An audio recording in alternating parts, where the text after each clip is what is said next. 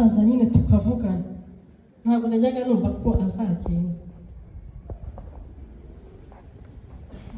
ariko mu gihe agiye kujya kwa muganga gatoya kugira ngo ajye ku bitaro umusozo w'urugendo urangire, mu kwezi kwa gatanu yarangoye cyane mo hagati no kwa gatandatu kw'intangiriro, twinjiye mu kwezi kwa gatandatu,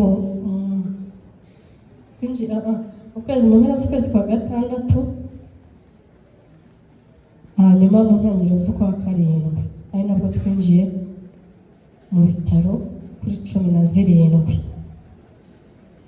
Ayo mezi yarangoye, buri kintu cyo gukora, umutima ukambwira ngo buriya ni iki, undi ukambwira ngo ni iki, nkajya nshakira muri za kine ngo ntaheruka amakine, kandi bari baransezereye Gatagara bambwira ko session nari mfite zandangiranye, nkashakisha aho nanyura ngo nongere ntangire nanone bushyashya.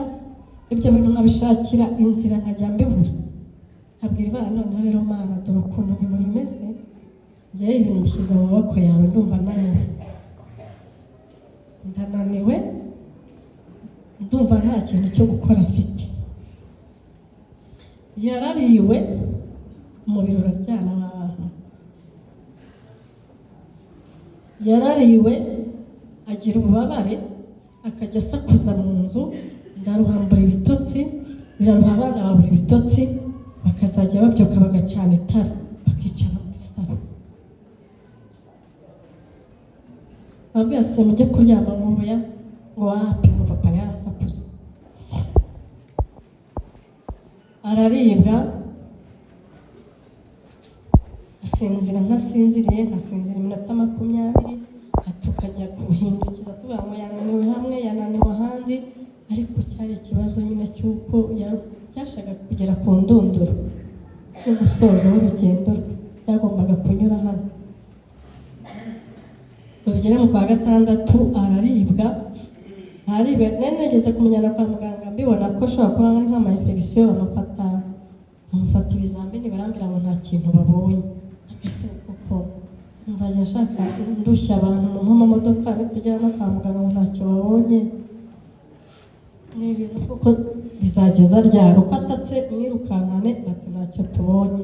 Nyine ni umubiri buriya uri kugura, ariko yari afite uburwayi bwari bwaramwatatse nyine bitewe na accident nyine.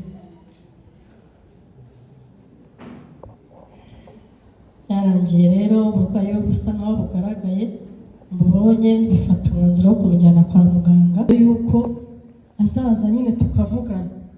Ntabwo najyaga numva ko azagenda,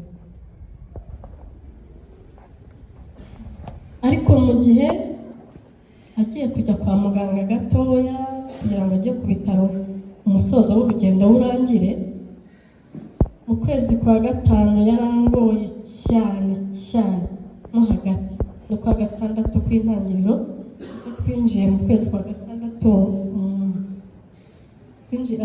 mu kwezi mu mpera z'ukwezi kwa gatandatu, hanyuma mu ntangiriro z'ukwa karindwi ari nabwo twinjiye mu bitaro kuri 17. Ayo mezi yarangoye, buri kintu cyo gukora, umutima ukambwira ngo buriya ni iki, undi ukambwira ngo ni iki, nkajya nshakira muri za kine ngo ntaheruka amakine, kandi bari baransezereye Gatagara bambwira ko session nari mfite zandangiranye, nkashakisha aho nanyura ngo nongere ntangire nanone bushyashya. Ibyo bintu nkabishakira inzira nkajya mbibura, nkabwira Imana noneho rero Mana dore ukuntu ibintu bimeze, njyewe ibintu bishyize mu maboko yawe, ndumva ndananiwe, ndumva nta kintu cyo gukora mfite. Yarariwe, umubiri uraryana abantu,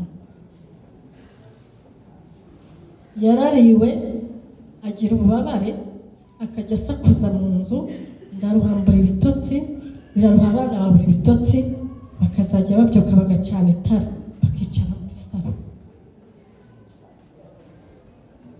Babwiye se mujye kuryama nk'ubuya ngo wapi, ngo papa yarasakuza. Araribwa,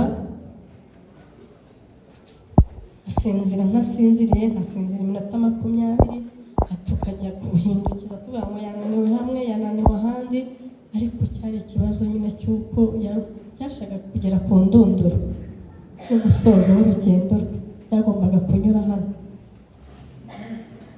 Bigera mu kwa gatandatu araribwa